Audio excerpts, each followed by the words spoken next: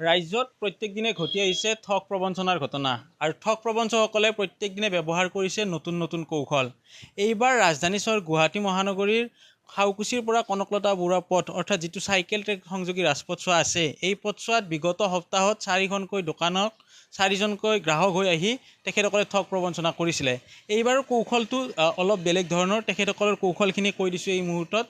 যিসমূহ দোকান আছে তেখেতসকলে দোকানলৈকে গ্ৰাহক হৈ আহে, প্ৰথমতে দৰদাম কৰি সামগ্ৰীখিনি লয়, তাৰে পিছত স্কেনাৰেৰে পইচা দিম বুলি কয়, কিন্তু স্কেনাৰেৰে পইচা ফেইল হোৱা বুলি কয়। পৰৱৰ্তী পৰ্যায়ত মালিকৰ পৰা বা যিখন দোকানৰ স্বত্বাধিকাৰী থাকে তেওঁৰ পৰা ওলোটাকৈ আকৌ অলপ পইচা লৈ পিনে সেই পইচাখিনি ঘৰলৈকে গৈ দিম বুলি কয়। ঘৰলৈকে এজন তেখেতৰ কাম কৰা লোক লৈ যায়, দোকানখনত যিসমূহ লোক থাকে বা কাম কৰা বা স্বত্বাধিকাৰীক লৈ গৈ পিনে তেখেতৰ ঘৰত পইচাখিনি দিম বুলি কয়। কিন্তু সেনেদৰে লৈ গৈ পিনে আধা ৰাস্তাত যিগৰাকী লোকক লৈ যায় সেই লোকগৰাকীক তাত এৰি দিয়ে, এৰি দি পিনে তেওঁ লগে লগে সেই স্থানৰ পৰা পলায়ন কৰে। এনেধৰণৰ ঘটনা 4টা হৈছে একেলগে। কনকলতা বৰুৱা পথৰ প্ৰথম চেলুনখনত সেই ঘটনা সংঘটিত হৈছিলে। আজিৰ পৰা প্ৰায় 20 দিনমান পূৰ্বে এজন লোক আহিছিলে, আহি তেখেতে উল্লেখ কৰিছিলে যে মই চুলি কাটিম আৰু মোৰ ঘৰত মুণ্ডন কাৰ্যসূচী আছে, গতিকে আপুনি যাব লাগিব মোৰ লগত। তেখেতক লগত লৈ যাম বুলি কৈছিলে। কোৱাৰ পিছত তেওঁ যাবলৈ তেওঁৰ লগত সাজু হৈছিলে। যোৱাৰ সময়তে তেওঁক আকৌ ৰাজপথত কৈছে যে মই কিছু সামগ্ৰী ক্ৰয় কৰিব লাগে, অলপমান টকা দিয়ক, মোৰ লগত এতিয়া গুগল পেৰে পইচা যোৱা নাই। তাৰে পিছত এই নাপিতগৰাকীয়ে তেওঁক পইচা দিলে। পইচা দিয়াৰ পিছত যদিহে চোৱা যায় তেওঁ পইচা লৈ কিছু আকৌ আগবাঢ়ি গ'ল, কৈছে যে মোৰ ঘৰ পালোঁ, আপুনি গেটত নামক বুলি কৈ তেওঁক নামাই দি স্কুটি সৈতে পলায়ন কৰা পৰিলক্ষিত হৈছিলে। আৰু আজিৰ দিনটোত যদি চোৱা যায় আন এটা ঘটনা সংঘটিত হৈছে। MG যিখন ইলেক্ট্ৰনিক্সৰ দোকান আছে, দোকানলৈকে গ্ৰাহক হৈ আহিছিলে।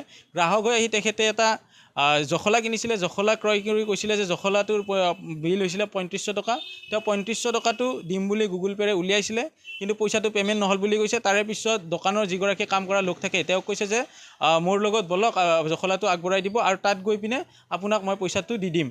আৰু তাৰ সমান্তৰালভাৱে আৰু এটা কথা উল্লেখ কৰিছিলে স্বত্বাধিকাৰীক যে মোক ওলোটাকৈ 1500 টকা দিয়ক, যাতে আপোনাক একেলগে মই 5000 টকা কৰি দিব পাৰোঁ। সেনেধৰণে কৈ জখলাটো লৈ কিছু দূৰ গ'ল। যোৱাৰ পিছত তেওঁ ক'লে যে এইটো মোৰ বাসগৃহ, আপুনি নামক বুলি কোৱাৰ পিছতে তেওঁ সেই স্থানৰ পৰা পলায়ন কৰা পৰিলক্ষিত হ'ল। আৰু আজিৰ এই গোটেই ঘটনাৰ যিগৰাকী লোক সংঘটিত হৈছে তেওঁৰ পৰা জানিবলৈ চেষ্টা কৰিম আৰু সতীৰ্থই ইয়াতে দৃশ্যসমূহ দেখুৱাব তেওঁ কিদৰে আহি প্ৰৱেশ কৰিছিলে। আৰু যদিহে চোৱা যায় আটক কাইদা, তেখেতে একেবাৰে সকলো ফালৰ পৰা তেখেতে নিজে আচলতে সকলোখিনি কৰা পৰিলক্ষিত হৈছে। যিহেতু আমি দেখুৱাওঁ, তেখেতে প্ৰথমতে প্ৰৱেশ কৰিছিলে স্কুটিখন লৈ। স্কুটিখন CC কেমেৰাৰ তলতে ৰাখিছে, কিন্তু নম্বৰটো যাতে নাহে। আৰু আন এটা টেলিভিশ্যনৰ স্ক্ৰীণত যদি দেখুৱাই, তেওঁক মই কৈছোঁ যে 4খন ডিছপ্লে দেখাবলৈ, যে 4খন ডিছপ্লেত তেখেতে প্ৰৱেশ কৰাৰ সময়ত হেলমেট খোলা পৰিলক্ষিত হোৱা নাই। এইখন তেখেতৰ স্কুটি বাহন, মানে এনেকুৱাকৈ তেখেতে পাৰ্কিং কৰিছে যাতে কোনো ফালৰ পৰা নম্বৰটো তেখেতসকলে উলিয়াব নোৱাৰে। এইটো প্ৰথম ডিছপ্লেত। দ্বিতীয় ডিছপ্লে যেতিয়া প্ৰৱেশ কৰিব, প্ৰৱেশ কৰাৰ দৃশ্য দেখুৱাবলৈ মই কৈছোঁ আৰু প্ৰৱেশ কৰাৰ দৃশ্য দেখুৱাব। তেওঁ হেলমেট পৰিধান কৰি আছে। তেওঁ জানে যে CC কেমেৰা যি স্থানত থাকে তেওঁৰ পৰা তেওঁ কিছু অকণমান আঁতৰত তেখেতে অৱস্থান কৰা পৰিলক্ষিত হয়। হেলমেট পৰিধান কৰি তেখেতে প্ৰৱেশ কৰে আৰু আমি দৃশ্যখিনি দেখুৱাই যাম। তাৰ মাজতে আৰু মন্তব্য ল'ম কি হৈছিলে আজি। নমস্কাৰ। একচুৱেলি মানে এই অলমষ্ট আপোনাৰ 2:20 মানত কাষ্টমাৰ এজন আহিছিলে। আহি কেনে ক'লে যে এই তাৰমানে এলুমিনিয়ামৰ চিৰি লাগে, লেডাৰ যে 6 ফুটিৰ 6 ষ্টেপৰ লাগে বুলি ক'লে। আচ্ছা ঠিক আছে। তো তেখেতৰ লগত মোৰ দাম দৰ হ'ল 3500 টকাত। তেখেতে ক'লে ঠিক আছে 3500 টকাত ৰিচিপ্টটো কাটি দিলে হ'ল। তো সেইমতে মই ৰিচিপ্টখন কাটি দিলোঁ 3500ত। তাৰপিছত তেওঁ মোক ক'লে লগত আৰু ক'লে যে আচ্ছা আপুনি মোক 1500 টকা এডভান্স আৰু দিব পাৰিব নেকি, লগত মই আপোনাক একেলগে মই জিপে' কৰি দি আছোঁ বা ফোনপে' দি আছোঁ।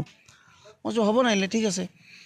তো তাৰপিছত তেখেতে মানে জিপে' মানে কি পে'মেণ্ট কৰিব ওলালে। তেখেতে ক'লে কি আজি কিবা ডিষ্টাৰ্ব দি আছে নেকি, পে'মেণ্টটো হোৱা নাই যে। তো মোক সুধিলে আৰু মই কৈছোঁ নাই, পে'মেণ্টটোতো হৈ আছে, আমাৰ ৰাতিপুৱাৰ পৰা ট্ৰেঞ্জেকশ্যন চলি আছে। তাৰপিছত ক'লে যে আচ্ছা ঠিক আছে, মোৰটোতো হোৱা নাই, এই ইয়াতে ওচৰতে মোৰ ঘৰটো, তোমাৰ দোকানৰ এমপ্লয় আছে যদি কাৰোবাক এটাক পঠাই দিয়াচোন, এই স্কুটিত যাই কিনে মই লৈ আহিছোঁ, মই আকৌ থৈ যাম ল'ৰাটোক, মোক জাষ্ট তাতে নুমাই কিনে মই পইচাটো একেলগে 5000 টকা দি দিম মই। তো 3500 টকা এইপিনে আৰু 1500 টকা কেছ পইচাৰ কথা ক'লে আৰু। তেতিয়া আচ্ছা মই কৈছোঁ আচ্ছা হ'ব এনে আপুনি তেখেতৰ হাতত দি দিব। তো অকণমান আগত যায় ল'ৰাটোক তাতে লৈ গ'ল, লৈ কেনে ক'লে কি এইটো মোৰ ঘৰ হয়। যিজন ল'ৰা গৈছিলে দিবৰ কাৰণে ক'লে কি এটা ৰখোৱাচোন বাইকখন, স্কুটি, কৈছে কি এইটো মোৰ ঘৰটো পাইছোঁ মই, তুমি অলপ নুমি দিয়া, গেটটো খোলা। জাষ্ট এই ল'ৰাটো নুমি কেনে জাষ্ট গেটটো খুলিব ওলাইছে, স্কুটিখন লৈ কেনে তেওঁ লৰ মাৰিলে আৰু তাৰপিছত এই যিজন ল'ৰাই লৈ গৈছিলে সি মাত দিলে ক'ত যায় কোনো আৰু ৰিপ্লাই নিদিলে, গুচি গ'ল আৰু। এনেকুৱা ঘটনা ক'ত হৈছে? এনেকুৱা ঘটনা মোৰ ওচৰতে এটা চেলুন আছে, চেলুনতো ছেইম ঘটনা হৈছে। মানে তেখেতৰ ঘৰত কাৰোবাৰ মুণ্ডন থকা বুলি কৈছিলে, তো এনেকুৱা কৰি লৈ গ'ল। ক'লে কি যে মই অলপ পইচা দিব পাৰিব নেকি, 3500 টকা লৈ গ'ল চেলুনালটোৰ পৰা, লগত চেলুনালটোকো লৈ গৈছে। কৈছে কি অলপ পইচা অলপ লাগে, যে মই ঘৰত যাই দি দিম, মোৰতো কেছ পইচা নাই, সামগ্ৰীখিনি কিনিব লাগে। তো যেতিয়া ঘৰত গৈছে, মানে ঘৰ পোৱাৰ আগত কৈছে কি এইটো মোৰ ঘৰ, নুমাই দিয়া। তাৰপিছত ছেইম ঘটনা তাৰ লগতো হৈছে। আজি অলমষ্ট এনেকুৱা 1 মাহ 15-20 দিনমান আগতো ছেইম ঘটনা তাৰ লগতো হৈছে। ৰিচাৰ্জ দোকানীৰ লগত কি হৈছিলে?